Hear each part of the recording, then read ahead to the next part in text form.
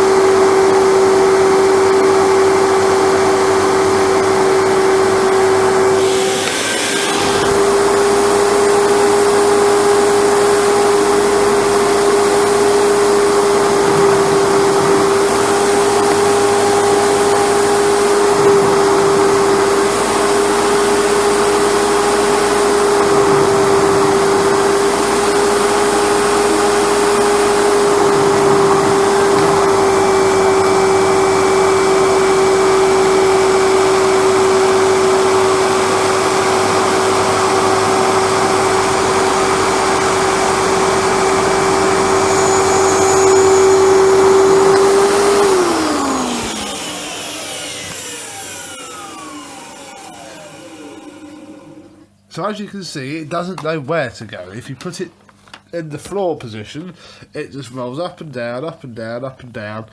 Doesn't know what to do. If you put it upright, it does get it right some of the time. There is apparently a magnet there, which is in place, and the little sensor, which I presume is that part down, there's my finger, that part down there is also in place. So does confirm my suspicions that you do have to manually set one of these up, and we're going to have a go at doing that right now.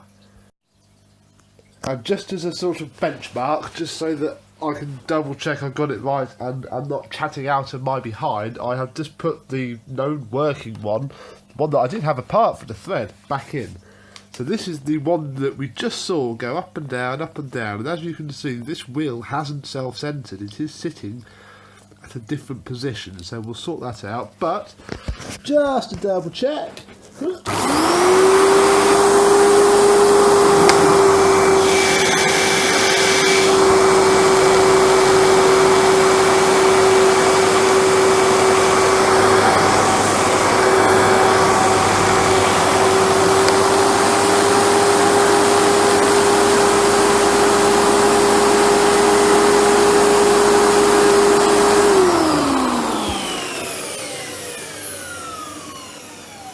Down and up as it should. So I'm going to tripod up because my glasses will be utter crap for this. So it's going to be nicely tripoded up and we'll have this apart. And we need to make this is ignore the lens there, sorry, I've got my flash on. Let's think about this. That one is how it should be. This one is when I was setting it up.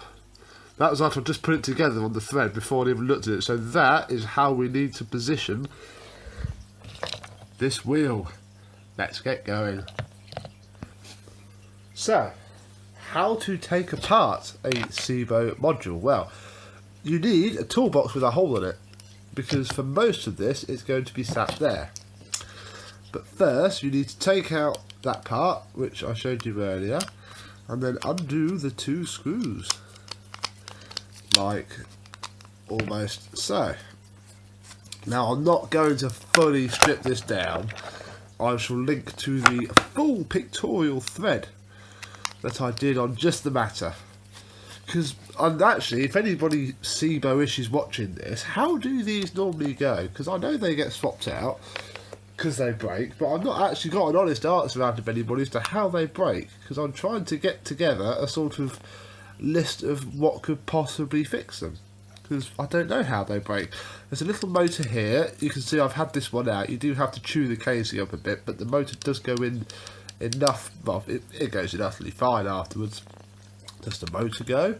Is it the logic board on the machine? I doubt a little cog strip. So, to get this apart, there is a join there, all the way around, and all you do is, you get your little flat blade screwdriver and you just pop it apart there, and then back here. Then, very carefully, lift off the cover.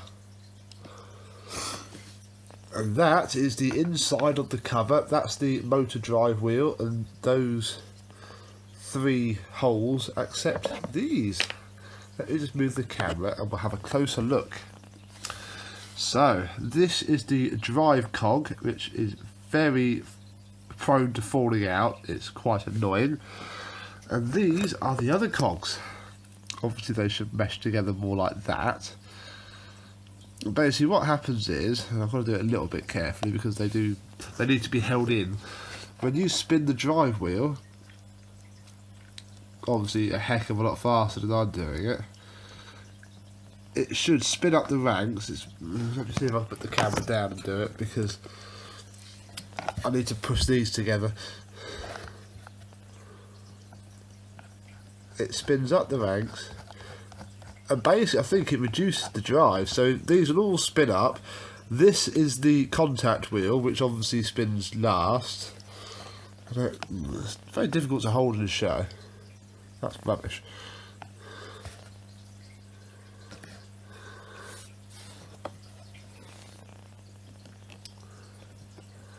Yeah, I can't show you by hand, but you get the idea. They all spin and reduce the power of spin, I presume, and that turns.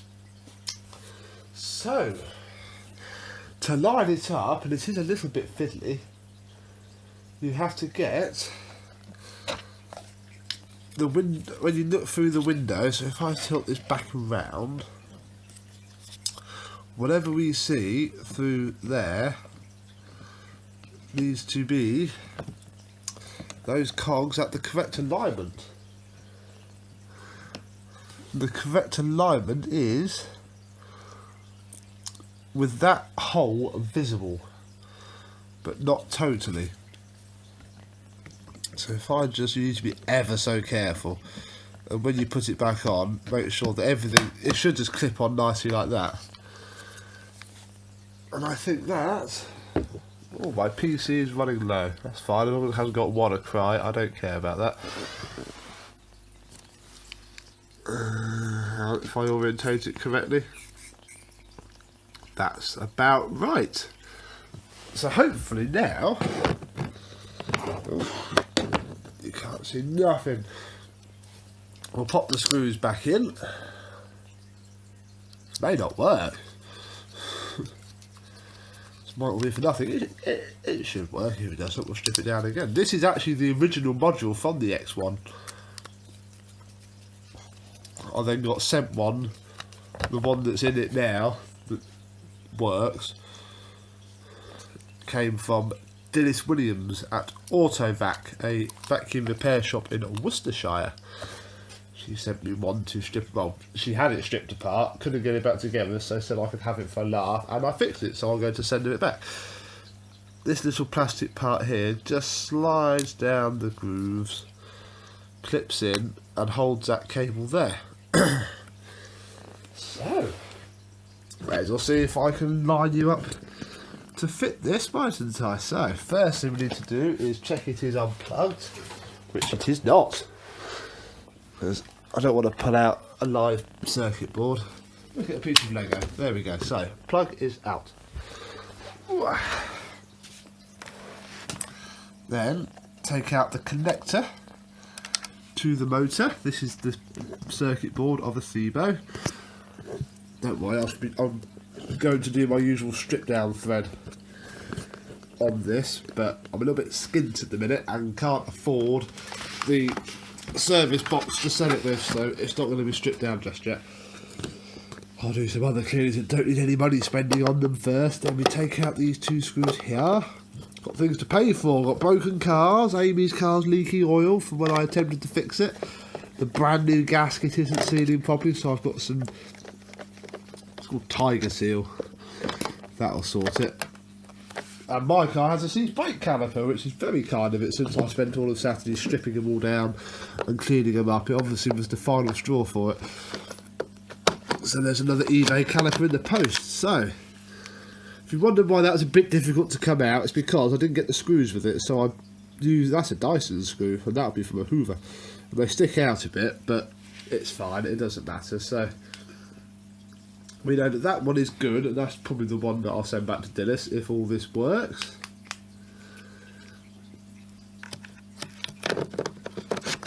So I'll pop that one in and just check, because I've done this before,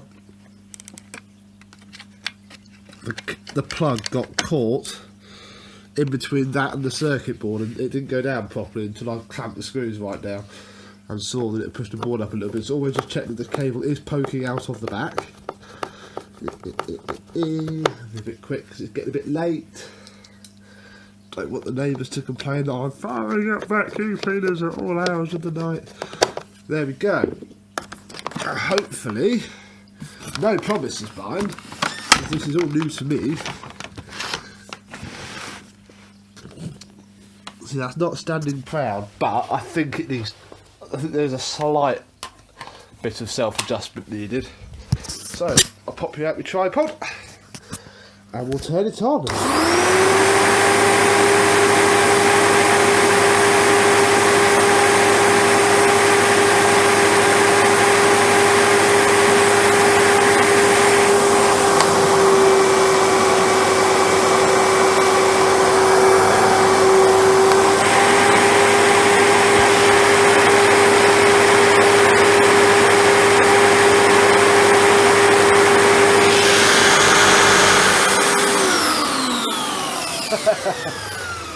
Oh, it's not working. What have I done? This is what I've done. Let's hope it doesn't go pop. Yeah.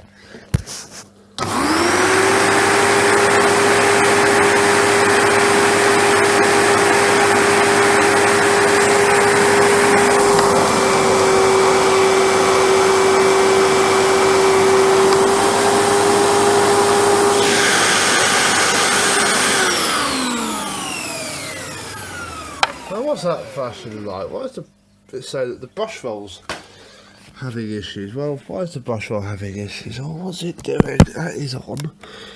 That's on. Well, the brush roll's a bit knackered, but the brush roll has never come on before.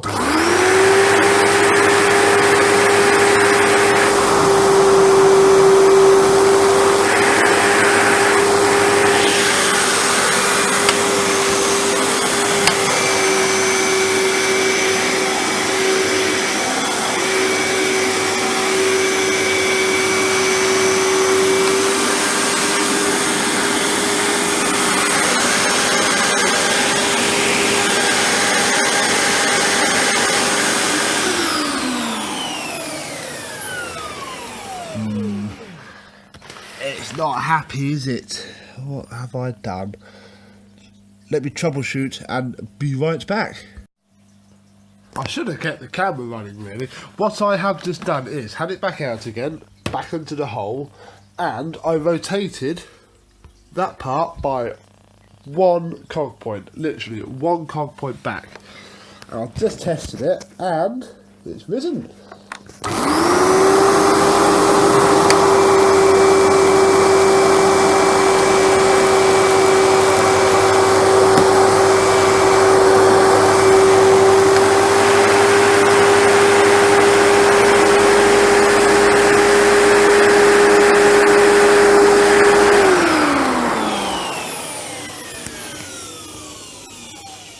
So there we go, my little chummettes. You can mess around with a Sebo height control module.